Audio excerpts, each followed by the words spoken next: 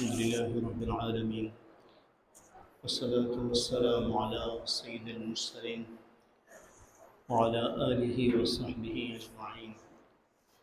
أما بعد فأعوذ بالله من الشيطان الرجيم. بسم الله الرحمن الرحيم. والعصر إن الإنسان لفي خسر إلا الذين آمنوا وعملوا الصالحات وتواصوا بالحق وتواصوا بالصبر. وقال النبي صلى الله عليه وسلم: اتقوا المحارم تكن أعبد الناس. وقال النبي صلى الله عليه وسلم: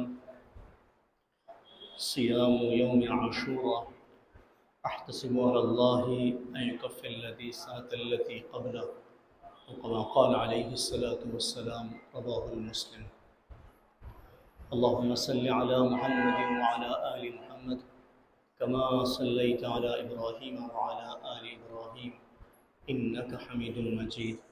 اللهم بارك على محمد وعلى آل محمد كما باركت على إبراهيم وعلى آل إبراهيم إنك حميد مجيد.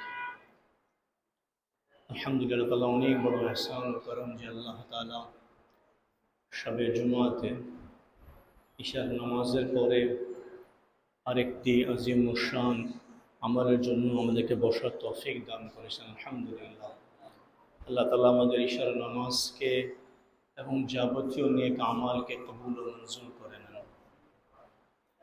আজকে মুহররম মাস 1446 হিজরি, প্রথম দর্সে হাদিস, নতুন বছরের প্রথম দর্সে হাদিস আজকে। অত্যন্ত বরকতময় আজকের দিনটা। মাগরিবের পর থেকে জুমার ওয়াক্ত শুরু হয়ে গেছে। মুহররমের মাস, বরকতময় সময় চলছে। আজকে যে হাদিসগুলো আসবে সবাই জানি আমরা, যে আমাদের যে চ্যাপ্টার চলছিল সেটা বাদ দিয়ে আজকে মুহররম সম্পর্কে হাদিসগুলো আসবে। তো এই মাসটা সবসময় আগে থেকেই, নবী করিম সাল্লাল্লাহু আলাইহি ওয়াসাল্লামের নবুয়ত পাওয়ার আগে থেকেই এই মাসটা মুকাররম ও মুহতারম ছিল। যে 4টি মাসে যুদ্ধ করা, অফেন্সিভ যুদ্ধ করা জায়েজ না বা জায়েজ ছিল না, তার মধ্যে এটা একটি মাস। আল্লাহ তাআলা সবাইকে না করেছিলেন, হাত্তাকে যারা মুশরিকিনে মক্কা ছিলেন, কাফেররা, এরাও এই মাসে যুদ্ধ করত না। আগে থেকে এই মাস মুকাররম ছিল আর কি। অনেকগুলা ঘটনা আছে যে এই মাসে ঘটছে, বিশেষ করে 10ই মুহররমের দিন। কিছু রেওয়ায়েত আছে জাল ধরনের, কিছু আছে দঈফ ধরনের। দুই একটা ঘটনা অথেন্টিকও আছে।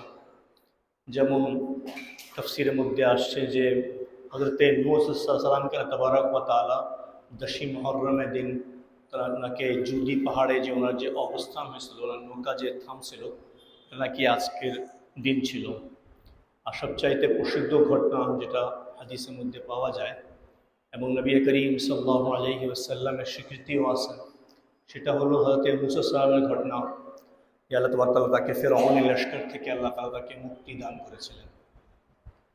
নবী করিম সাল্লাল্লাহু আলাইহি ওয়াসাল্লাম, আল্লাহ নবী এক কথা বলতে গেলে সাধারণ দেখাতে, যে ব্যক্তি নবীজিকে দেখত তো তার নবীজি একটা হাইবাত, একটা রূপ তার অন্তরে পয়দা হতো। মানে খুব যে দেখতে খুব সুন্দর নবীজি, বাট নবুয়তের একটা রূপ চেহারা মুবারকে ছিল, যা যে দেখত তার দিলের ভিতরে একটা রূপ সৃষ্টি হইত।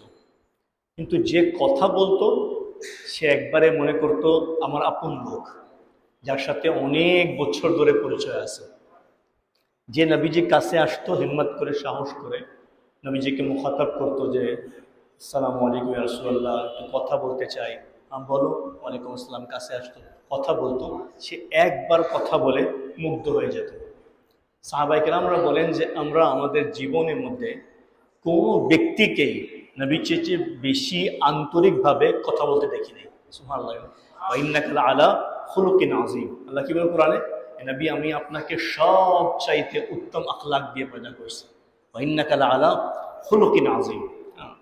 ইন্নাকা আরবিক বাক্য এটা আছে যে ইন্না দিয়ে শুরু হয় নিঃসন্দেহে, জুমলা ইসমিয়া তাকিদের জন্য।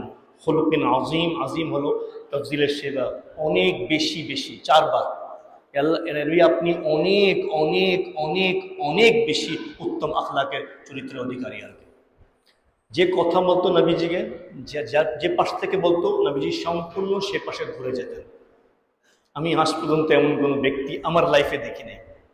হাত্তাকে আমাদের সাজাকে আমাদের দেখছি অনেক আল্লাহওয়ালা বুঝবো, কিন্তু এই জিনিসটা যে কেউ কথা বলছে তো খুব বেশি হলে এই, কিন্তু পুরাপুরি একেবারে ঘুরে যাওয়া সে ব্যক্তির দিকে। আপনি দেখছেন কজনকে? আমি দেখিনি আমার লাইফে কাউকে। আমরা কি করি হুজুর বলেন, খুব বেশি হলে একটু, পুরা বডি সহ ঘুরে যাওয়া আপনি খুঁজে পাবেন না, আমি আশা করি। আপনি ডাকছেন তো, জি বলেন।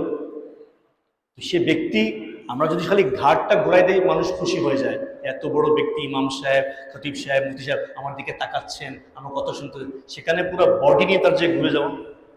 আর যে পর্যন্ত সে ব্যক্তি কথা শেষ করবে না, নবীজি আর কোনো দিকে তাকাইতেন না। যে পর্যন্ত কেউ হাত টানতো না, নবীজি মুসাফার সময় হাত টানতেন না। কার আছে এবার খেলা দেখান তো আমাদের, দেখছেন আজ পর্যন্ত? হয়তো আপনি একবার পারবেন, দুবার পারবেন, তৃতীয়বার আপনিও অস্থির হয়ে যাবেন। কিন্তু সব সময় নবীজি যখন হাত মিলাইতেন কারোর সাথে, তো মুসাফা করার সময় নবীজি হাত টানতেন না, সে ব্যক্তি হাত টানত। কত উঁচা লেভেলে আখলাক বলে এই কাজটা হতে পারে, চিন্তা করে। হ্যাঁ, তো নবীজি সাদা সিধা ছিলেন। সাদা সিধা বলতে এই মানায় যে যা জানতেন না তা পরিষ্কার বলে দিতেন। তো দেখছেন যে ইহুদিরা 10ই মুহররমের দিন রোজা রাখে, সে পর্যন্ত নবীজি কাছে আসমান থেকে ওয়াহি আসে নাই। আর এটাই আমাদের বিশ্বাস যে নবীজি যা জানতেন, যা ওনাকে আল্লাহ জানাইতেন। তো এই ইহুদিরা তোমরা কেন রোজা রাখো? মানে আজকের দিন আমাদের নবী হযরত মূসা আলাইহিস সালামকে আল্লাহ তাআলা ফিরআউনের লস্কর থেকে মুক্তি দান করেছিলেন। আচ্ছা, এই কথা, ইন্নী আহাক্কু মিনকুম বিমূসা বিআখি মূসা, যে আমি তোমাদের চেয়ে বেশি আমার ভাইয়ের মূসার ব্যাপারে হকদার বেশি, যে আমি এই জিনিসটা পালন করি। আমি এরপর থেকে আমিও এই দিন রোজা রাখবো। ভাই মূসা রাখছেন, আমিও এই রোজা রাখবো। এরপর যখন আসমান থেকে প্রপারলি ওয়াহি আসছে, তো নবীজি বলেছেন যে তাবারক ওয়া তাআলা হযরত মূসা সালামকে যখন ফিরআউন লস্কর থেকে মুক্তি দান করলেন, তো আল্লাহ নবী সাল্লাল্লাহু আলাইহি ওয়াসাল্লাম হযরত মূসা সালাম খুশিতে শুকরানা হিসাবে এই দিন রোজা রাখছেন আর কি। হ্যাঁ, তো এই জন্য আমরা রোজা রাখবো আর কি। এ হলো মোট ঘটনা যে রোজা কিভাবে আসলো। এরপর আরেকটু সামনে যাই। এখন যে বিষয়টা, এটা খুব গুরুত্বপূর্ণ। এদিন ইহুদিরাও রোজা রাখে, খ্রিস্টানরাও রাখে, মুসলমানরাও রাখে। সন 2 হিজরিতে গজওয়ায়ে বদর হয়েছে, সবাই জানি আমরা, 17 রমজান। এরপর গজওয়ায়ে উহুদ হয়েছে। ওই সময় ইহুদিরা বেঈমানি করছে, জানেন আপনারা, শুনছেন নিশ্চয়ই। গজওয়া খান্দাকের সময় তারা বেঈমানি করছে। খান্দাক যখন খুন করছে, ইহুদিরা পিছন থেকে বেঈমানি করছে। তো অনেক কিছু যখন জমা হয়েছে, আর নবীজি হাদিস সামনে আসছে যে ব্যক্তি যেই জাতিকে ফলো করবে তাদের অন্তর্ভুক্ত, সবাই কওমহীন ফাহুয়া মিনহুম। তো সব হাদিস যখন সাহাবারা শুনছেন, তো তারা এসে বলছেন, ইয়া রাসূলুল্লাহ, আমরাও রোজা রাখি, তারাও রোজা রাখে, সেম সেম হয়ে যায়, একেবারে একেবারে একই দিনই হয়ে যায়, কোনো পার্থক্য, কোনো চেঞ্জ হয় না। না, পয়েন্ট আছে, বুঝতে পারছেন? পয়েন্ট আছে। কি বললেন? খালিফুল ইয়াহুদ সুমু কাবলাহু ইয়াওমান ওয়া বা'দাহু ইয়াওমান। তোমরা ইহুদদের আমলের বিপরীতে যাও, 10ই মুহররমের আগে একদিন রোজা রাখো অথবা পরে একদিন রোজা রাখো। আরেক হাদিসের মধ্যে কি আসছে? যদি আমি আগামী বছর বেঁচে থাকি, তো আমি একটা রোজা তার সাথে মিলাই নেব। এটা মুসলিম শরীফের হাদিস। যদিও নবীজি আর হায়াত পান নেই, তার আগেই নবীজির ইন্তেকাল হয়ে গেছে। বুঝে আসছে? এখানে পয়েন্টটা হলো, আমরা যারা সাধারণ মুসলমান, যারা সবসময় ইহুদিদেরকে, খ্রিস্টানদেরকে, অমুসলিমদেরকে সব বিষয়ে ফলো করি, পোশাক আশাকের মধ্যে, চলাফেরার মধ্যে, আমরা মনে করি তারা আধুনিক আছে কারণ তারা এই সমস্ত কাজ করে। না, তারা সৎভাবে চলে দেখে তারা আজকে এত উন্নতি করছে। আপনি প্যান্ট শার্ট পরলেই যে আপনি উন্নতি করবেন এমনটা না। আপনি সৎ হয়ে যান, কাউকে ঠকবেন না, কারোর সাথে আপনি দুই নম্বরি করবেন না, মাপে ঠিক দিবেন, ভেজাল মেশাবেন না। আপনি আস্তে আস্তে আস্তে উঠতে উঠতে একেবারে উঠে যাবেন। 3 বছরের মধ্যে তালেবান সরকার স্টিল নাও এখন তাদের মুদ্রা ইন্ডিয়ার মুদ্রার চেয়ে বেশি শক্তিশালী। লোকে বলছিল আরে 6 মাসের ব্যাপার, আরে 8 মাসে ফলস খাবে, আরে 1 বছর, এখন 3 বছর করা হয়ে গেছে। লাস্টে বিশ্ব ব্যাংক বলছে না, এভাবে চলতে থাকলে এরা কোনোদিন ফলস খাবে না। তার মানে বোঝা গেল মোল্লারাও ব্যাংকিং পারে, মোল্লারাও ইকোনমিক্স অর্থনীতি ভালো বোঝে, মোল্লারাও বিজনেস মার্কেটিং ভালো বোঝে। এজন্য টাই প্যান্ট লাগাইতে হলো এমনটা জরুরি না। আমি বলছি না টাই প্যান্ট লাগানো হারাম, আমি বলছি যে আমরা যদি এটাকে মনে করি আধুনিকতা, ভুল করব। আধুনিক অর্থ হলো এই দুনিয়ার বর্তমান সরঞ্জামকে ব্যবহার করে সৎভাবে চলা। আপনি অফিসে বসে আছেন, আপনি কম্পিউটার ইউজ করেন, ল্যাপটপ ইউজ করেন, মোবাইল ইউজ করেন, ট্যাব, সব কিছু ইউজ করেন, কোনো সমস্যা নেই, কিন্তু এটাকে ইউজ করতে হবে সৎভাবে, কাউকে ঠকার জন্য না। আপনি মার্কেটিংয়ে যান, মিথ্যা বলবেন না। আপনি জিনিসটাকে পেশ করেন যেভাবে পেশ করার দরকার, কিন্তু মিথ্যা আশ্রয় নেবেন না। যে বাণিজ্য, যে মার্কেটিং আপনাকে শেখাইছে নবীজি, ওইভাবে চলতে হবে। কি আছে আপনারা চলে যান তিনতলায় গল্প করেন যায়। তো মার্কেটিং, ব্যবসা বাণিজ্য যেভাবে নবী শেখাইছেন, কত সমাজ, কেমন সমাজ ছিল চিন্তা করেন। আমাদের একটা উদাহরণ দিই, কথায় কথায় আসে আর কি। যখন মাইসারা নিয়ে গেল নবীজিকে, সিরিয়াতে গেলেন যখন তারা ব্যবসা বাণিজ্য উদ্দেশ্যে, তো বৃষ্টি আসলো আর দানাগুলা ভিজে গেল। যে দানা শস্যগুলা ভিজে যায় তার মূল্য কমে যায়, যেগুলো শুকনো থাকে তার মূল্য বেশি থাকে। তো নবীজি কি করলেন, সুন্দর করে এটাকে 2টা পাত্রে রাখতে বললেন মাইসারাকে, এটা ভিন্ন রাখবা, এটা ভিন্ন রাখবা। তারপর যে আসে কাস্টমার, এটা কি, এটা পানিতে ভিজে গেছে, এর মূল্য এত, আর এটা পানিতে ভিজে নেই, এর মূল্য এত। কাস্টমার তো অবাক, এইরকম তো ব্যবসা বাণিজ্য, এরকম বেচা কেনা তো জীবনে কোনোদিন দেখিনি এই মার্কেটে, এত সত্য। তো এক কাস্টমার কি করে আরেক কাস্টমারকে বলে, ভাই ভাই ওই দোকানে মাল কিন্তু ভালো আছে, ভাই ভাই উনি কিন্তু ভালো মানুষ, বলি না আমরা কি বলি, উনকে কাছ থেকে মাছ কেন, ওই মাছটা টাটকা থাকে, টাকা পয়সা নিলেও মাল কিন্তু ভালো দেয়, বলি না আমরা, কানে কানে খবর যায় না। হ্যাঁ, অমুকের কাছ থেকে ফল কেন, সে ফলে মাপও ঠিক দেয়, জিনিসও ভালো দেয়, রাইট। পুরা বাজারে খবর হয়ে গেছে, 3 গুণ লাভ করছে, কয় গুণ, 3 গুণ লাভ করছে। জি জি, শিখাইছেন উম্মতকে এরকম সৎভাবে ব্যবসা করবা, আল্লাহ তাআলা রিস্কের 10 ভাগের 9 ভাগ রাখছে, আল্লাহ ব্যবসার মধ্যে পাবা ইনশাআল্লাহ। 2 নম্বরই করা দরকার, 2 নম্বরই করলে এই পয়সা তুমি রাখতে পারবা না, চলে যাবে। যে কথা বলতেছিলাম, তো তাহলে যদি আমাদেরকে যদি হারাম কাজে, অন্যায় কাজে, যদি নেকির কাজে, একটা রোজা রাখা, তারাও রোজা রাখবে, আমরাও রাখবো, খুব সাধারণ বিষয় না জিনিসটা, ইবাদত তো না। যদি ইবাদতের মাঝখানে যদি ম্যাচিং না হয়, ম্যাচিং করতে মানা করা হয়, তাহলে বাকি কাজগুলো কিরকম ভাবে ম্যাচিং করতে মানা করা হবে? পয়েন্টটা বুঝছেন তো? যদি ইবাদতের কাজের মধ্যে তারা রোজা রাখবে, আমরা রাখবো না, একদিন জয়েন করতে হবে, একটু ভিন্ন হওয়া লাগবে।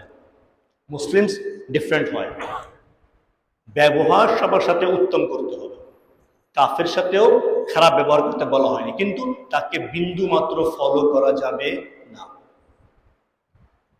কোনো ইন্ডিয়ান হিন্দু আসলে তাকে আমরা শুধু শুধু মারবো না। তারা যেভাবে গরুর কথা বলে, মহিষের গোস্ত আর খাসি গোস্ত ঢুকায় দিয়ে মবরা যে মারতে মারতে মেরে ফেলে মুসলমানদেরকে ইন্ডিয়াতে, প্রত্যেক দিনই এই ঘটনা ঘটে আর কি। যে সমস্ত এলাকার ভিতরে বিজেপি ক্ষমতায় আছে, প্রত্যেক দিনে এই কাজ চলে, আল্লাহ মাফ করে।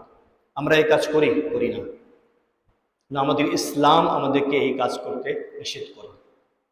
আমরা তাদের মন্দির ভাঙি না, ভাঙতে বলিও না। তবে রাস্তাঘাটে যেখানে সেখানে তারা মন্দির রাখে, এটা আমাদের ক্ষমতার বাইরে, আমাদের সরকার এদের কাছে জিম্মি হয়ে গেছে, আমরা কিছু বলতে পারি না। যদি কখনো আল্লাহ তাআলা ইসলামী হুকুমত দেয়, একটা মন্দির রাস্তা লাগাতে দিব না, মন্দিরের জায়গা থাকবে, ভিতরে যায় ইবাদত কর, চলে আয়, বাইরের রাস্তা দিব না, আমি এই শিরকের আড্ডাখানা রাস্তা বানাতে দেবো না। এটা ইনশাল্লাহ পারবো আমরা। কিন্তু আমাদেরকে মানা করা হয়েছে মূর্তি ভাঙবা না, কিন্তু রাস্তায় লাগাইতেও বলে নেই।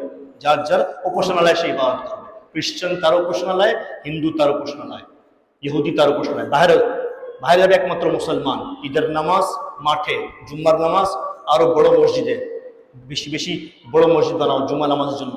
আর ঈদের মাঠ যত বেশি বড় হয় তত এটা একমাত্র কার জন্য? ইসলামের জন্য। গালিব চলে আসে ইসলাম সমস্ত ধর্মের উপরে, এটা আমাদের আছে। কিন্তু কাউকে আমরা অন্যায়ভাবে কি করবো না? আঘাত করবো না, এটা ইসলাম শেখায় না আমাদেরকে। তো অত্যন্ত বরকতময় এই মাসটা আর কি, যে মাসের কথা আর কি হাদিসের মধ্যে আসছে, এই সম্পর্কে আর কি কয়েকটা হাদিস আর কি।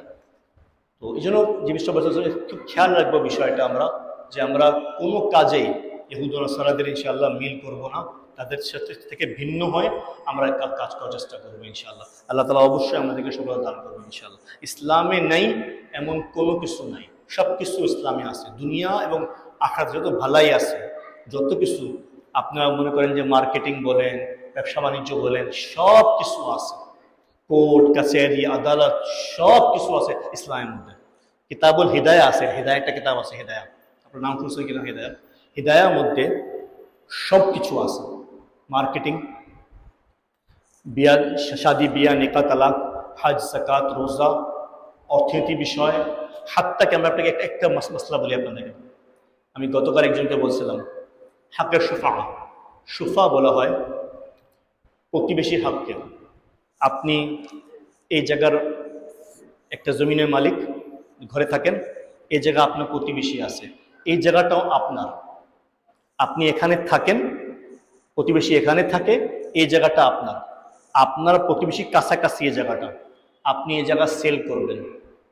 যে পর্যন্ত আপনি প্রতিবেশীকে বলবেন না আপনি এই জায়গা সেল করতে পারবেন না। শুনছেন কখনো এই মশলা? শুনছেন? আসবো কেন হুজুর? জায়গা আমার, কিনছি আমি, বেচবো না কেন? এই বেটা কেটা বলি খাস বাংলায়, এটা কেটা? এই কে? সে তাকে বলতে হবে? জি না, তাকে বলতে হবে। এটাকে হাকে সুফা বলে। যদি সে ব্যক্তি বলে আমার কাছে বেচতে হবে, তার কাছে বেচতে হবে। জি, আপনার চাস্তো ভাই, খালতো ভাই, মামাতো ভাই নো, আগে প্রতিবেশী বলবে আমি কিনবো। জি, হাকে সুফা বলে। এই পর্যন্ত জিনিসটা ইসলামে আছে, কেতাবে হাদিসের মধ্যে বর্ণিত। আর কি চান? আর তো সব বাকি আছে, আদালত, কোর্ট কাছারি, চোরে হাত কাটতে হয়। এই সমস্ত মিডিয়াওয়ালা বলে ইসলাম নাউজুবিল্লাহ বর্বরতা শেখায়, বলে চোরের হাত কাটতে হবে। চোরের হাত কি হুট করে কেটে দেবে? এখন কারণ আছে চোরের হাত কাটা, কখন হাত কাটবো উল্লেখ আছে, কোন জায়গায়, কোন শহরে, কোন প্রেক্ষিতে চোরে হাত কাটতে হবে লেখা আছে, কোরআনে লেখা আছে। ফাক্তাউ আইদিয়াহুমা, তাদের হাত কেটে দাও। যে চুরি করে চোরে হাত কেটে দাও। তারপর বাকি ব্যাখ্যা কোথায়? হাদিসের মধ্যে বাকি ব্যাখ্যা আছে। এরপর কোরআন ও হাদিসের সমন্বয় করে ফুকাহারা পুরা লিস্টি করছেন, যে জায়গা দুর্ভিক্ষ নাই, লোকে আরাম আছে, আশ্বাসে বসবাস করে, প্রত্যেক ব্যক্তির কাছে খাদ্যশস্য আছে, দিব্যি চলতে পারে, কোনো অবমন্টন নাই, ঘরের ভিতরে 6টা সন্তান, প্রত্যেকে ঘরে মুখে লুকমার তোলা মতন অবস্থা আছে, ঘর ভাড়া দেওয়ার মতন এবিলিটি আছে, বউকে নিয়ে চলতে পারে, এরপরেও চুরি করে, এরপরেও চুরি করে। এটা আস্তে করে হাত কাটতে হবে জুমার দিন। কোন দিন?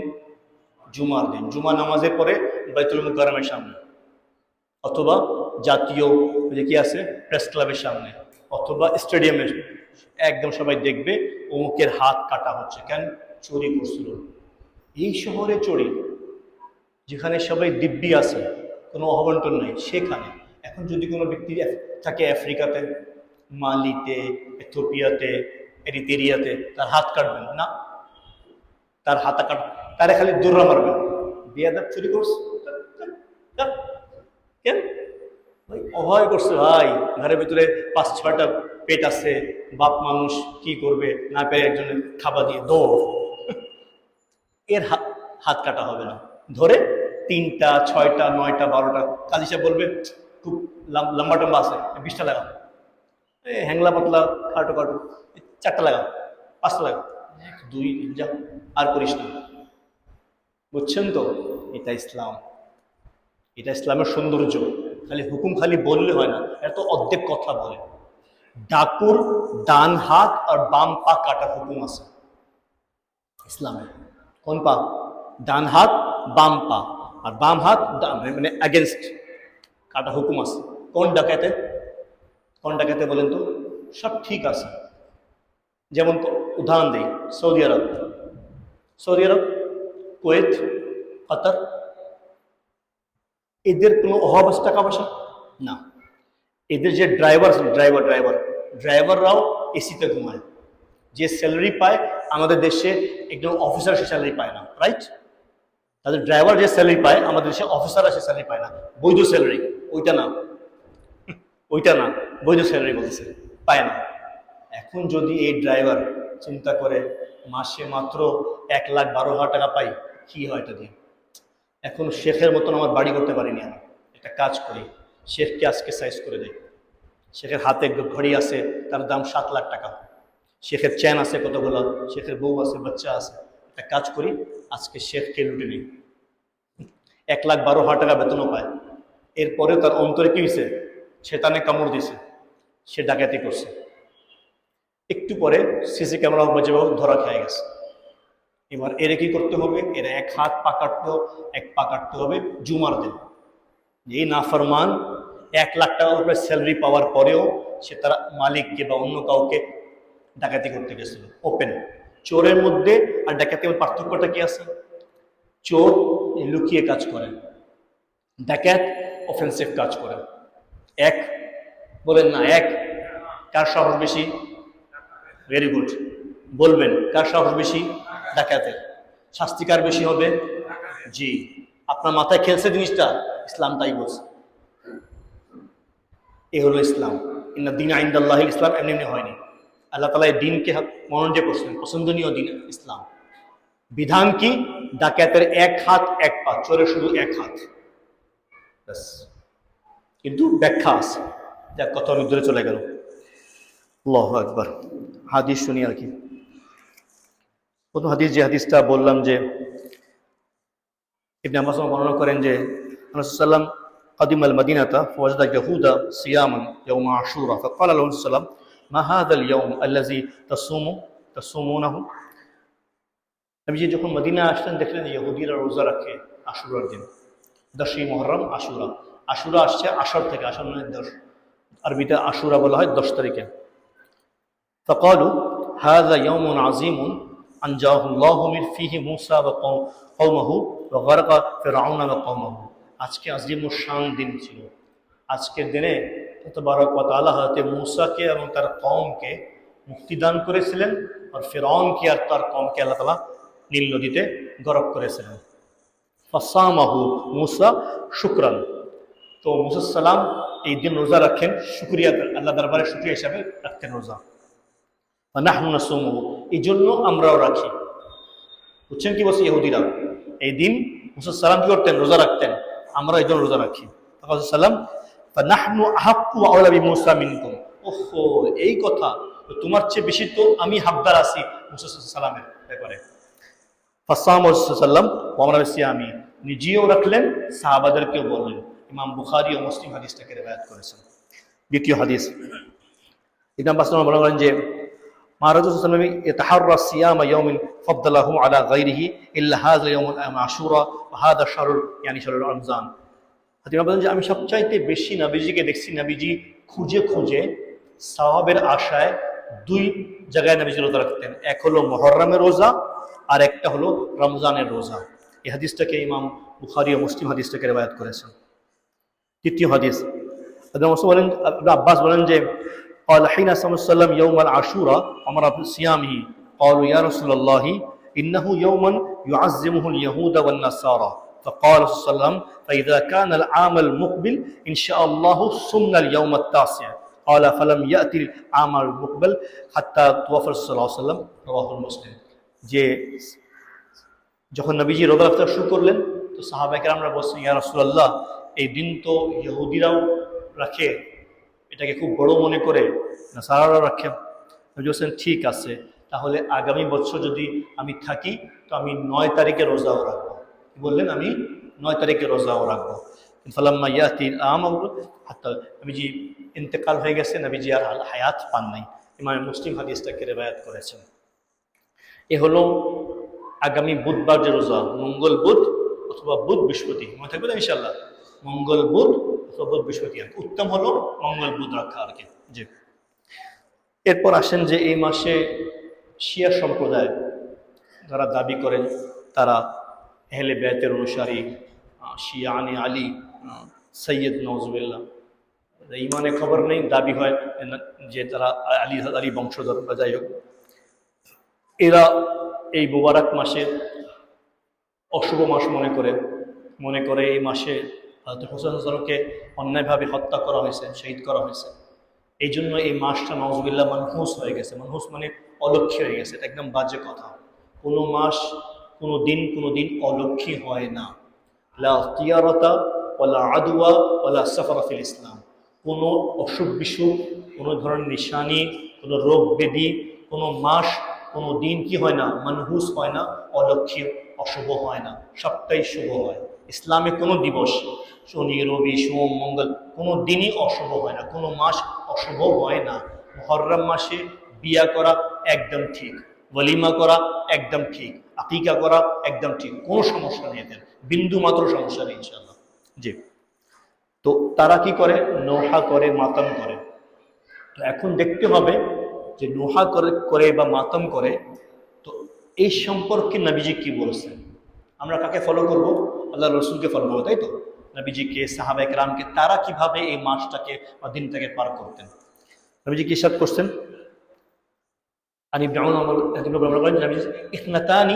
ইসনাতানি ফিল ইসলামি হুমা বিহিমুল কুফর। দুইটা বিষয় এমন আছে ইসলামের মধ্যে, মানুষের মধ্যে, বিন্নাসি, যেটাকে কুফুর বলা হয়েছে, কুফুর সাথে তাসবিহ দেওয়া হয়েছে। এত মারাত্মক অন্যায় কি? আত-তাআনু ফিন নাসাবি ওয়া নি'য়াতু আল মাইয়্যিতি। এক নম্বর হলো কাউকে তার বংশ দিয়ে খোঁটা দেয়া, কাউকে তার বংশ নিয়ে খোঁটা দেয়া। জামিয়া তুমি আর চামার, তুমি আর ফকির বংশের লোক, আমরা করি না ওই সময়, তুমি আর নিচ বংশের লোক। এই যে বলেন হুমা বিল কুফর, এটা কুফরির কথা। এটা এত মারাত্মক অন্যায় যে আছে না যে সিবাবুল মুসলিম ফিসকুন ওয়া কিতালুহু কুফর, কোনো মুসলমানকে গালি দিয়া ফাসিকের কাজ, হত্যা করা কুফরের কাজ। এটা এমন মারাত্মক কাজ, কাউকে তার বংশ নিয়ে খোঁটা দিয়া। কারণ সে কি তার ইচ্ছায় সেখানে জন্ম নিছে? বলেন, সে কি ইচ্ছা জন্ম নিছে? যে সৈয়দ ছিল সে কি আল্লাহকে বলে আসছিল? যে শেখ ছিল, যে খান ছিল, সে আল্লাহকে আল্লাহ আমাকে খান বানাবেন, আমাকে শেখ বানাবেন, আমাকে সৈয়দ না। আল্লাহ তাআলা আমাকে খান বানাইছে, কাউকে শেখ বানাইছে, কাউকে সে আল্লাহর ইচ্ছা, আল্লাহ যেখানে পাইছে দিছে, খালাস। আপনার বলার কি আছে আপনি কে আমি কে? না। ইন্না আকরামাকুম ইনদাল্লাহি আতকাকুম। ভালো কে, নেক কাজ, যে মুত্তাকি সে নেক কাজ, সে আল্লাহর কাছে দামি। যার তাকওয়া নেই সে তার কোনো দাম নেই, হোক সে সৈয়দ হোক সে গैर সৈয়দ, কোনো সমস্যা নেই। তো দ্বিতীয় হলো ওয়া নিহায়াতু আল মাইয়্যিত, কোনো মৃত্যুর ব্যক্তির উপরে নেহা, নৌহা বলা হয় বুক থাবড়ায়, পিঠ থাবড়ায় কান্নাকাটি করা। আরবদের মধ্যে এখন তো আছে কিনা জানি না, আগে মহিলা পাওয়া যেত কান্নাকাটি করার জন্য, গ্রুপ অফ উমেন্স, যাদেরকে টাকা দিতে হতো, যেমন টাকা তেমন কান্না। বুঝেন তো? আপনাদের হাসি আসছে? ওদের কালচার ছিল এখন। হাজি সাহেব বড়লোক ছিলেন, কান্না একটু বেশি হবে। আর আরিফ একটু গরিব মানুষ, কান্না একটু, টাকা নেই তো, পয়সা নেই তো, সে হায়ার করছে 10টা মহিলা, দিছে 3,000 টাকা করে, 30,000 টাকা দিছে। হাজি সাহেব বড় লোক, উনি দিছে 2 লাখ টাকা, প্রায় চলে আসছে 20 জন। ওরে কান্না কারে করে, পুরো গ্রামে খবর হয়ে গেছে অমুক হাজি সাহেব মারা গেছে। আল্লাহু আকবার। এই যে কি বলছেন মুআবিহুল কুফরি, কুফরি কাজগুলো, এগুলা কি? এগুলা কুফরি কাজ, মুমিনের কাজ না এগুলো। এই যে কাজগুলা, এই যে পার্টি করে ডাকে, যে বুক থাপড়ায়। আর সবার করার পর কি আসছে এটাও বলে যাই, খালি একদিকে বলবেন পলটি বলবেন, পলটি বলে যাই। আমি যে কি ইরশাদ করেছেন, যে ব্যক্তি সুন্নাতুল উলা, প্রথম ধাক্কা লাগা, সাদমা লাগে, শক লাগে, শক, তখন যে ব্যক্তি সবর করবে ফাসাওয়াবুহু জান্নাহ, আল্লাহ পাক তাকে সরাসরি জান্নাত দান করবে। কারো বাচ্চা মারা গেছে, কার না কান্না আসে, স্বয়ং নবীজিও কাঁদছেন। যখন ইব্রাহিম আনহু যখন ইন্তেকাল করছেন, নবীজি ছোট বাচ্চা ইব্রাহিম যখন ইন্তেকাল করছেন, তো নবীজির চোখ থেকে পানি পড়ছে। এক সাহাবী বলছেন, সাহাবায়ে কেরাম সরস্বর, যে ইয়া রাসূলুল্লাহ আপনি আমাদেরকে না করেন, আর নিজে কাঁদতেছেন কে? নবীজি বলছেন, আরে আল্লাহর বান্দা, আমি তো কাঁদতে মানা করিনি, আমি বিলাপ করতে মানা করেছি। বললেন যে এই ইব্রাহিম, তোমার জন্য অবশ্যই আমরা ব্যথিত আছি। কি বলেন বাচ্চাকে? এ বাচ্চা, বাচ্চা মারা গেছে, এ বাচ্চা তোমার জন্য আমরা ব্যথিত আছি। তার মানে কাঁদতে কিন্তু মানা নেই, কান্না ন্যাচারালি আসবেই, বিলাপ করতে মানা আছে। এই হাদিসটা পরে, হাদিসটা লাস্ট আজকে শেষ হাদিসটা বললেই মান আদি মুসলমান পাল লাইসা মিন্না, আমি যে বলছেন যে ওই ব্যক্তি আমার উম্মতের অন্তর্ভুক্ত না। কে করে? মান দারাবাল খুদুদ, যে ব্যক্তি গাল, হাত বলা হয় গালকে, মান দারাবাল খুদুদ ও শাক্কুল জুজুব, মানে একেবারে পুরো একেবারে বুকটা ছিঁড়ে ফেলে। কি করে? বুকটা ছিঁড়ে ফেলে, যে পুরো বুকটাকে কামড়ায় কামড়ায় শেষ করে ফেলে, এমনি মারে, কাপড় ছিঁড়ে ফেলে। দেখছেন না আপনারা? যদি এই কাজটা কুফর পর্যন্ত নিয়ে যায় মানুষকে, তাহলে যারা মাতম করে, রাস্তায় এসে ছুরি মারে, খুব ভালো কাজ করে নাকি? এটা কি হযরত হুসাইনের শিক্ষা? নাউজুবিল্লাহ, নাউজুবিল্লাহ। হযরত হুসাইন তো শহীদ হয়েছেন, আর শহীদকে আল্লাহ কি বলছেন? লা তাকুলু আমওয়াত, তাদেরকে মৃত্যু ধারণাও করো না, বলুন আহইয়াহু ইনদা রাব্বিহিম ইয়ারযুকুন, আরে শহীদ তো জীবিত আছে, আল্লাহর কাছ থেকে রিজক দিও। সুবহানাল্লাহ। হুসাইন তো শহীদ হয়েছে, শহীদের উপরে বিলাপ করতে নাই। শিক্ষা নিতে হয়, শিক্ষা, যে জালিমের সামনে, বাতিলের সামনে মাথা নত করতে হয় না। আজকে এই যে মুহররমের শিক্ষাটা কি, যদি শিক্ষা নিতে চান, যে নবীজির দহিত্র, নবীজির নওয়াসা কত মোহব্বতের, নামাজের মধ্যে ঘাড়ে উঠলে জামাতে নামাজ লম্বা হয়ে যেত। কি মোহব্বত ছিল নবীজির হাসান হুসাইন থেকে। সাহাবারা নামাজ পড়তেছেন, নবীজি সিজদা করে উঠেন না, উঠেন না, উঠেন না, সুবহান রাব্বিল আলা হয়তো 3 বার, 5 বার, 7 বার, 11 বার, 33 বার, নবীজি আর উঠতেছেন না। আমি এটা উদাহরণ দিচ্ছি, এমনটা হাদিসে নাই। এত লম্বা সিজদা হয়েছে, সাহাবারা মনে করছে, আমরা মনে করছি আল্লাহ নবী বিদায় নিয়ে গেছেন। এত লম্বা যখন সিজদা করছেন, লাস্টে উকি মারে দেখছে। আমি বলি নাই, সাহাবারা বলছেন উকি মারছে। ওহো, তো অন্য ঘটনা, দুইজন নবীজি পিঠের উপরে, না না না না, নাতি তো অন্যরকম সম্পর্ক না, ঘাড়ে উপরে উঠে আসে। হাত্তাকে তারা ক্লান্ত হয়ে যখন নেমে গেছেন, তখন নবীজি মাথা তুলছেন। কোন নামাজে? জামাতে নামাজ।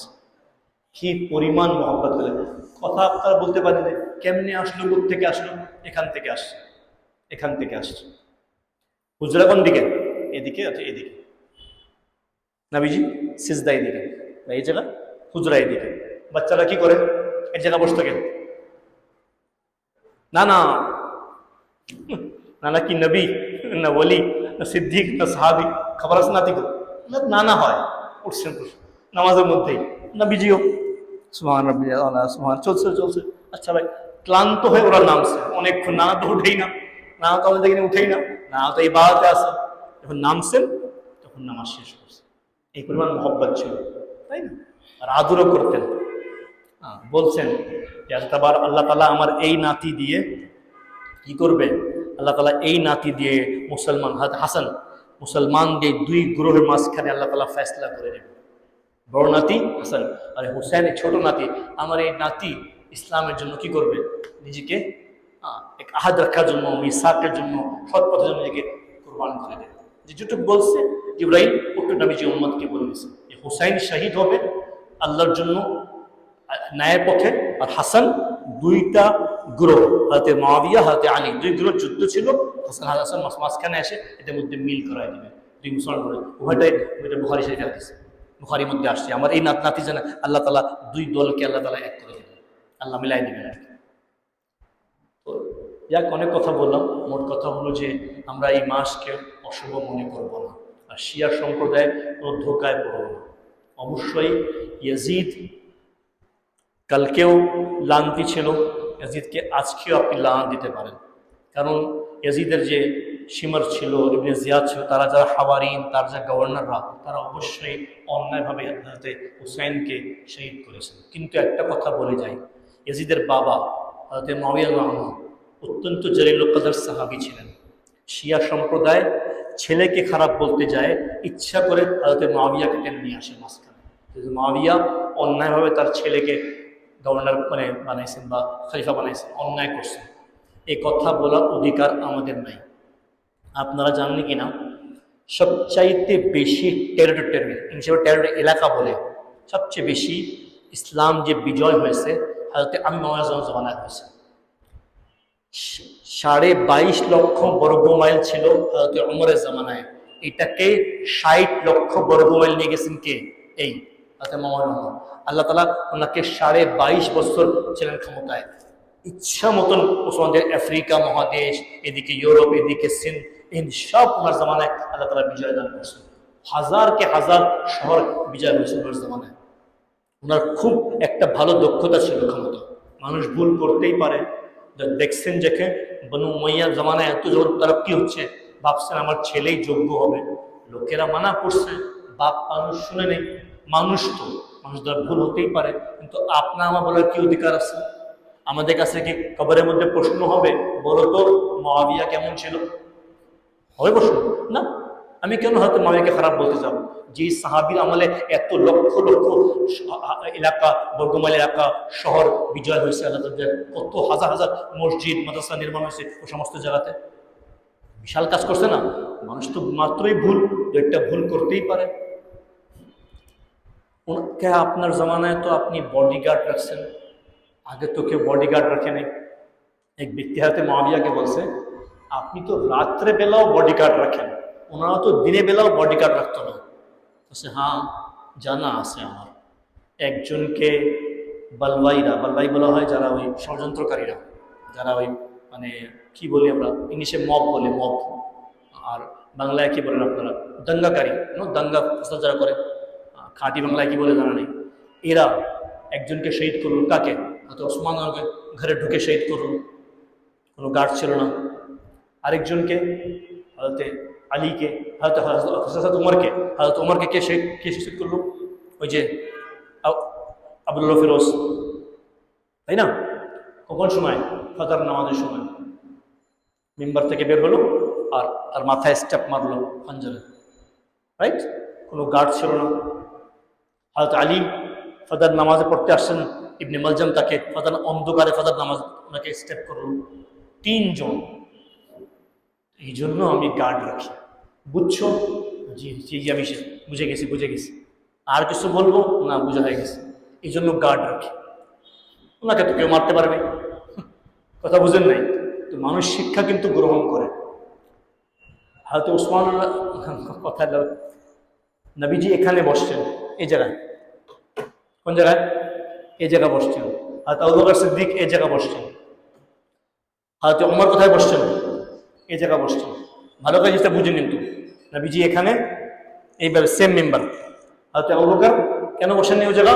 ওই জায়গা কে বসছে? ওই জায়গায় নবীজি বসছেন। ওই জায়গা বসা যাবে না, আদব সম্মান। এখানে বসছেন, সরি। হয়তো উমর কি করছেন? আবু বকর কত বড় মর্যাদা, না, এখানে বসছেন। হয়তো উসমান আসছেন, এই জায়গা বসে গেছেন। শুনে অবাক হয়ে গেছে, এটা কি হলো? নবীজি ওখানে, আবু বকর, উমর, তৃতীয় খলিফা মিশে যাবে না? উনি না, আমি এখানে বসবো। কেন বলেন তো? যদি এভাবে নামতে থাকি তাহলে ইমাম সাহেব থাকবে কুয়ার ভেতরে। হুজুর আছেন তো? আসি। আমাদের বুঝেন তো, সহজে নামাজ শুরু করে দেয়, প্রত্যেক খলিফা নামতে কই যায় বলেন? কুয়ার ভেতরে যাবে। এটাকে বলে হিকমত। ওসমান কই বসে? এখানে বসে, বাস এখানে। এরপর থেকে আজ পর্যন্ত আমরা এখানে বসি, এখানে দাঁড়াই, রাইট?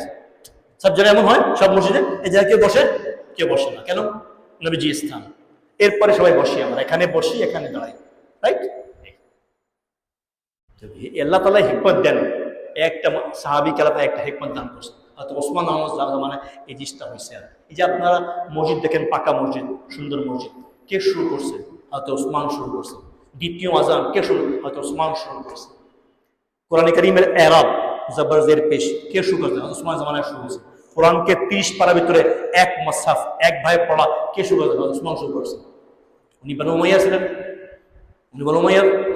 আল্লাহ তাআলা কাম নিয়েছে। মোট কথা, আমরা ইতিহাস পড়তে গেলে আমাদের ঈমান নষ্ট হবে। কোরআন সুন্নাহ দেখব, ঈমান থাকবে। আল্লাহ কোরআনে বলছে আমি আমান্না আমিনু কামা আমানান নাস, তাদেরকে বলা হয়েছে এভাবে ঈমান নিয়ে আসো যেভাবে লোকে ঈমান আনে, মানে সাহাবায়ে কেরাম যারা ঈমান নিয়ে আসছেন এভাবে তোমরা ঈমান নিয়ে আসো। উলাইকা হিজবুল্লাহ আলা ইন্না হিজবুল্লাহি হুমুল মুফলিহুন। আল্লাহ বলে এটা আমার দল, রাদিয়াল্লাহু আনহুম ওয়া রাদু আন, এরাও রাজি আল্লাহও রাজি। বাস, এটা কোরআনের মেসেজ। সব সাহাবী রাদিয়াল্লাহু আনহু এমন ছিলেন তেমন ছিলেন, আপনার বলার অধিকার নেই, আপনি সাহাবী না, ইয়র সাহাবী, আপনি গুনেহগার উম্মতি। আপনার জিহ্বা বন্ধ রাখেন, ভালো থাকবেন। বলতে গেলেই ফেরেশতা লিখবেন, আপনার কেস খারাপ হয়ে যাবে। খবরদার, সব জায়গা আঙ্গুল দিতে নেই, সব জায়গা আঙ্গুল তুলতেও নাই, জি, সমস্যা হতে পারে। আল্লাহ তাআলা আমাদেরকে দিনের সঠিক বুঝ দান করেন, তারা প্রত্যেকটা ব্যক্তিকে আমরা তার হেসিয়ত অনুযায়ী যেন আমরা তাকে সম্মান করতে পারি, শ্রদ্ধা করতে পারি। আল্লাহ যেন আমাদেরকে এইভাবে মুবারক ঈমান নিয়ে মরার তৌফিক দান করেন। এই আর কি। ইনশাআল্লাহ আমরা সবাই চেষ্টা করব আগামী মঙ্গলবার মুদাররস রাখা, ইনশাআল্লাহ।